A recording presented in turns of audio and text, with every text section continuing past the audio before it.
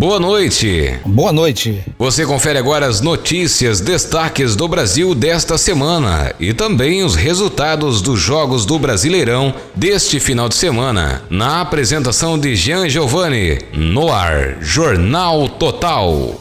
Primeiro dia da GLO tem pente fino da Marinha no Porto do Rio. Tarefa que impacta a segurança nacional e a soberania. Um jovem é obrigado a entrar na própria cova e morre após ser torturado e esfaqueado. Itamaraty já reúne segundo grupo de brasileiros em Gaza. Bebê está na lista. Feirante de 26 anos é morto a tiros após discussão com concorrente por namorada. Gabarito oficial do Enem 2023 será divulgado até o dia 24 de novembro. Padrasto é preso por estrupar adolescente de 12 anos na frente da mãe da vítima. Ibovespa sobe aos 125 mil pontos e atinge maior nível desde agosto, após inflação menor do que o esperado. Dólar cai a 4,91. O tombo de quase 1 bilhão da Casas Bahia que escancara a crise do varejo. Rio registra sensação térmica de 47,2 graus Celsius em meio à onda de calor. Comandado pelo PT, Rio Grande do Norte cria cota para trans e travestis e empresas contratadas pelo Estado. No ar, Jornal Total.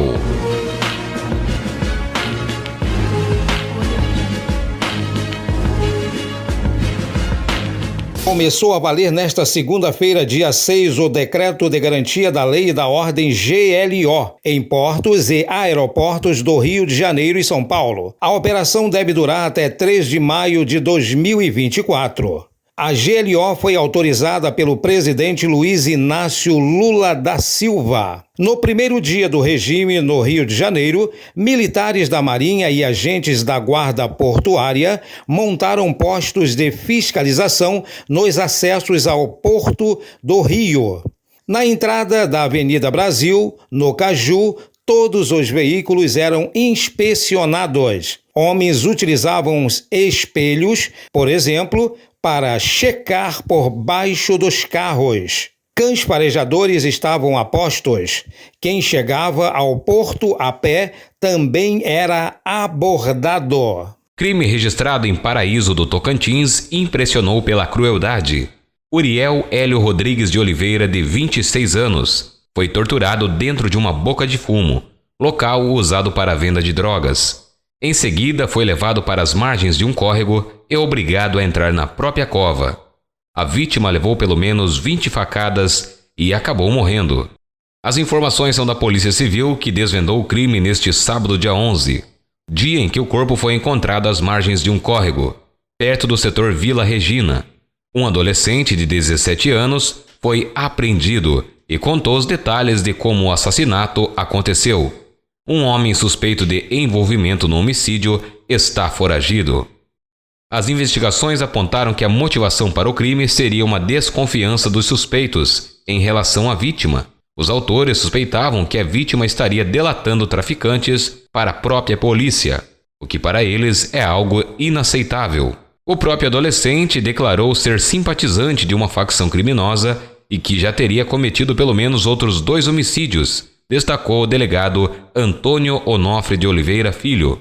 Conforme o delegado, inicialmente, o caso era tratado como desaparecimento. No entanto, durante as investigações, surgiu a suspeita de que Uriel pudesse ter sido a vítima de homicídio, cometido por integrantes de uma facção criminosa. Conseguimos elementos que apontaram que o adolescente e um comparsa adulto foram os autores. Ao verificarmos que esse adolescente tinha um mandado de busca e apreensão em aberto, demos cumprimento ao mandado e, consequentemente, ele confessou o crime e disse onde teria enterrado o cadáver da vítima, que era apenas usuária de drogas, informou Antônio Onofre. O menor relatou que Uriel foi capturado na boca de fumo e severamente torturado. Em seguida, eles levaram a vítima toda machucada até as proximidades de um córrego, no mesmo setor. Lá cavaram uma cova rasa, mandaram a vítima entrar dentro da cova e depois desferiram diversos golpes de faca, abrindo o corpo da vítima, cortando a vítima toda. foram para mais de 20 perfurações com golpes de faca, segundo relatos do autor, informou o delegado. Após reunir um primeiro grupo de brasileiros e seus parentes que deixariam a faixa de Gaza nesta sexta-feira, dia 10, mas não conseguiram, o Itamaraty já prepara uma segunda leva de pessoas que tentará retirar do território palestino. O novo grupo é formado por cerca de 50 pessoas e entre elas está um bebê brasileiro, filho de uma palestina que vive no Brasil, mas estava em Gaza quando a guerra entre o Hamas e Israel estourou em 7 de outubro. Também está na lista o embaixador do Brasil na Palestina, Alessandro Candeias. Segundo Candeias, o Itamaraty ainda não tem ideia de prazo para que esse segundo grupo consiga sair. Antes deles, saíram os estrangeiros que estão nas listas enviadas ao governo de Israel, da faixa de Gaza e do Egito, que controlam a fronteira por todas as embaixadas de países com cidadãos no território palestino. Um feirante de 26 anos foi baleado e morto após uma discussão com um concorrente na manhã deste sábado, dia 11, em uma feira livre na freguesia do Ó, zona norte da capital paulista. O concorrente de 23 anos é investigado. A discussão teria sido motivada por uma insistência do suspeito em tentar se aproximar da namorada da vítima, de 27 anos. Policiais militares foram acionados para atender uma ocorrência de disparo de arma de fogo em uma feira livre na rua 7 das Barras. Ao chegarem no local, a vítima, identificada como vendedor de legumes, Tadeu Gabriel, já foi encontrada caída no chão. O SAMU foi acionado e constatou o óbito de Tadeu, ainda no local. A namorada dele, que foi ferida no braço, foi socorrida a um hospital da região.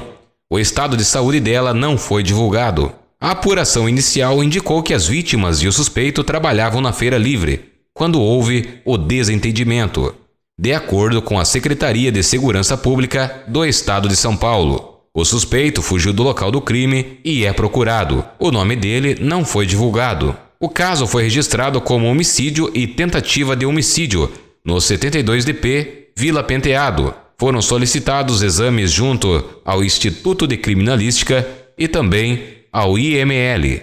Resultado final do exame está previsto para 16 de janeiro de 2024.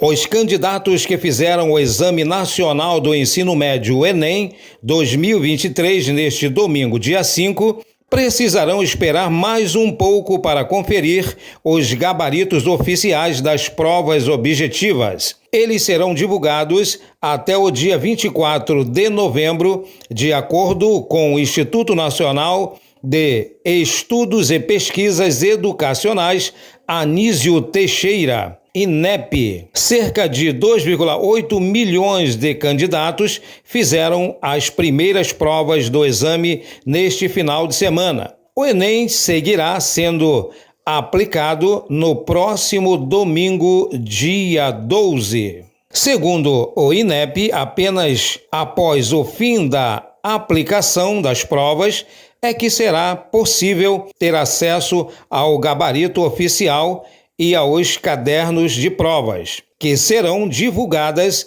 na internet, na página do INEP. Já o resultado final será divulgado apenas no dia 16 de janeiro de 2024, conforme o edital do exame na página do participante. Um homem de 61 anos foi preso, suspeito de estuprar a enteada de 12 anos na frente da mãe da vítima. Em Anápolis, a 55 quilômetros de Goiânia, segundo a Polícia Civil, a mãe da menina também foi presa por saber dos abusos e assisti-lo sentada na cama onde o crime acontecia. A prisão aconteceu na sexta-feira, dia 10, após o Conselho Tutelar denunciar à polícia que a menina estaria sozinha há dias, em situação de abandono, depois de a mãe e o padrasto viajarem. Ao conselho, a própria vítima disse que estava sendo estrupada pelo padrasto há cerca de 3 anos. Segundo a polícia, ainda há informação de que o padrasto se gabava em público dos abusos que cometia contra a menina. Além de o próprio relato, a vítima foi encaminhada para exames que confirmaram o estupro. A mãe e o padrasto devem responder pelo crime de estupro de vulnerável. Eles foram encaminhados a uma unidade prisional e estão à disposição da Justiça de Goiás. A polícia ainda informou que a adolescente está sob a responsabilidade de familiares. O Ibovespa, principal índice acionário da Bolsa de Valores brasileira, a B3, encerrou o pregão desta sexta-feira, dia 10, em alta e alcançou o maior patamar desde agosto. O movimento veio após a divulgação do Índice de Preços ao Consumidor Amplo, IPCA.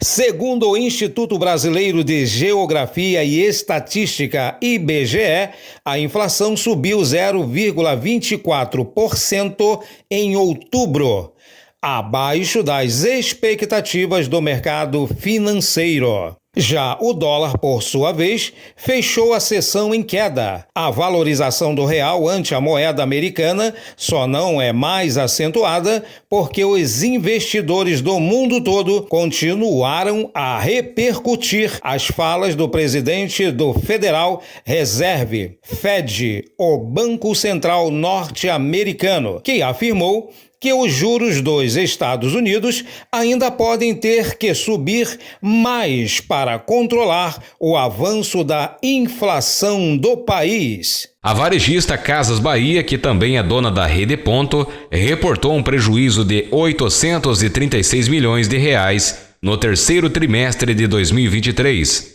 A cifra é 3 vezes maior em relação ao mesmo período de 2022. O balanço escancara uma grave crise que atinge em cheio as varejistas brasileiras.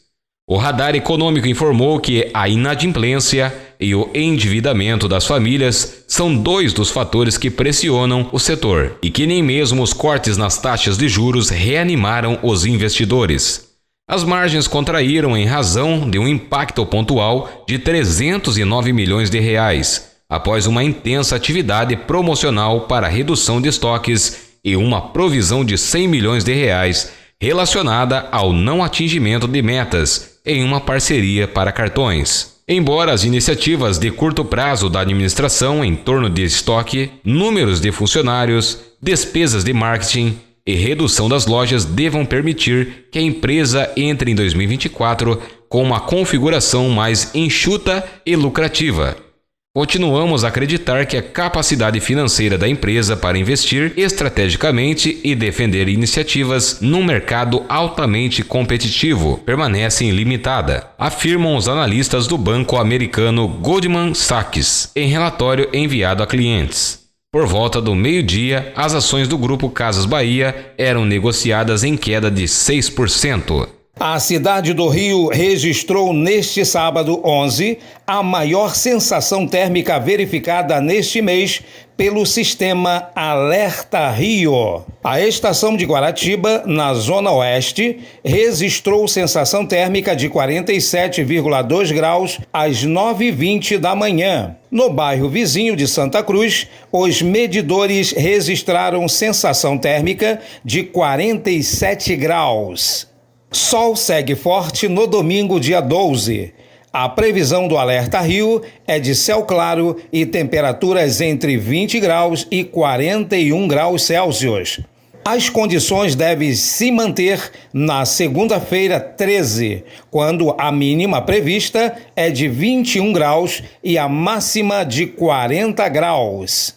Não há expectativa de chuvas na cidade até terça-feira 14. A partir desse dia, a previsão do Alerta Rio é de pancadas de chuvas isoladas da tarde em diante e temperaturas entre 22 e 38 graus. O feriado da Proclamação da República deve ser com chuva na cidade. De acordo com a previsão do Alerta Rio, os termômetros devem marcar entre 20 graus e 34 graus na próxima quarta-feira, 15, e pancadas de chuvas isoladas são esperadas.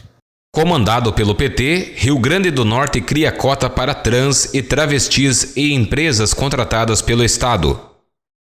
O Rio Grande do Norte instituiu reserva de 5% das vagas de emprego para esse público, nas empresas privadas que recebem incentivos fiscais ou tenham convênio com órgãos do poder público do Estado. A norma está na Lei 11.587, sancionada pela governadora Fátima Bezerra, do PT, e publicada no Diário Oficial do Estado desta quinta-feira, dia 9. A iniciativa foi da deputada Eudiane Macedo, do Partido Verde, justificando que o Brasil tem alto índice de assassinatos de transexuais e travestis. A ideia é promover a igualdade material e superar a discriminação dentro do mercado de trabalho, dando oportunidade para a população que costuma ser silenciada, argumentou na ocasião em que apresentou a matéria à Assembleia Legislativa. A lei estadual estabelece que tem preferência aqueles que em situação de vulnerabilidade social, se as vagas não forem preenchidas, por inexistência de pessoas autodeclaradas travestis e transexuais com qualificação necessária para a ocupação dos cargos oferecidos. As vagas remanescentes serão revertidas para o público em geral. O texto ressalta ainda que deve ser garantido o respeito à autodeclaração de identidade de gênero no ambiente de trabalho, incluindo o uso do nome social, modo de vestir, falar ou maneirismo, uso do banheiro com o qual se identifica, realização de modificações corporais e de aparência física. As empresas que descumprirem as regras poderão perder os incentivos fiscais, contrato ou convênio. Segundo a nova lei, poderão também ser estimuladas parcerias entre a administração pública estadual, organizações não governamentais e agências de empregos, a fim de promover a empregabilidade trans no Rio Grande do Norte. Eu trago agora para você a dica da semana do Jornal Total. Além de prejudicar o sono, o uso do celular na hora de dormir pode oferecer danos ainda maiores para a sua saúde. De acordo com o estudo divulgado pela Universidade Estadual de Ohio, nos Estados Unidos. Isso porque, de acordo com especialistas, a luz emitida por esses aparelhos funciona como um desregulador endócrino. A ação é capaz de desequilibrar a produção de insulina, hormônio que atua no controle do açúcar no sangue. Ainda de acordo com o estudo, o limite máximo de exposição é de apenas 5 lux de luz durante a noite, para que o ritmo circadiano, responsável por controlar os níveis hormonais nos tecidos endócrinos, não seja afetada. Para efeito de comparação, um tablet, TV ou telefone celular a 1 metro de distância do rosto poderia emitir mais de 5 lux de luz, com alguns atingindo até 40. Por isso, o estudo concluiu que esse tipo de exposição torna-se especialmente prejudicial se acontecer cerca de 1 hora antes de dormir. Foi aí a nossa dica da semana. Confira os resultados dos jogos da 34ª rodada do Brasileirão Série A. Jogos deste sábado, dia 11. O Coritiba ganhou do Cruzeiro por 1-0. No Maracanã, Flamengo e Fluminense empataram em 1-1. Palmeiras ganhou de 3-0 do Internacional, na Arena Barueri. Resultados dos jogos deste domingo, dia 12. O Bragantino empatou em 2-2 com o Botafogo. O Corinthians ganhou do Grêmio por 1-0. Em São Januário, o Vasco ganhou do América Mineiro por 2-1. Na Vila Belmiro, deu 0-0 entre Santos e São Paulo. O Atlético Mineiro ganhou do Goiás por 2-1. O Bahia empatou em 1-1 com o Atlético Paranaense. E fechando os jogos da 34ª rodada do Brasileirão, o Cuiabá ganhou de 2-1 do Fortaleza. Acompanhe agora a tabela do Brasileirão. Em primeiro temos o Palmeiras com 62 pontos. Em segundo lugar, o Botafogo com 60 pontos, que perdeu a liderança. Em terceiro lugar, temos o Grêmio com 59 pontos, Bragantino em quarto com 59 pontos. Em quinto, Atlético Mineiro com 57 pontos. Em sexto, o Flamengo. Em sexto lugar, o Flamengo com 57 pontos. Em 7º lugar, Atlético Paranense com 51 pontos. Em 8º lugar, Fluminense com 47 pontos. Cuiabá em 9º com 47 pontos. São Paulo em 10º com 46 pontos. Corinthians em 11º com 44 pontos. Em 12º, Fortaleza com 43 pontos. O Internacional ocupando a 13ª colocação com 43 pontos. Em 14º, Santos com 42 pontos. Em 15º, Vasco saiu da zona de rebaixamento, está com 40 pontos. Em 16º, Bahia com 38 pontos. E na zona de rebaixamento temos o Cruzeiro, ocupando a 17ª colocação com 37 pontos. Em 18º, Goiás com 35 pontos. Em 19º, Coritiba com 29 pontos. E em 20º, o América Mineiro com 21 pontos. Você ouviu os resultados da 34ª rodada do Brasileirão Série A.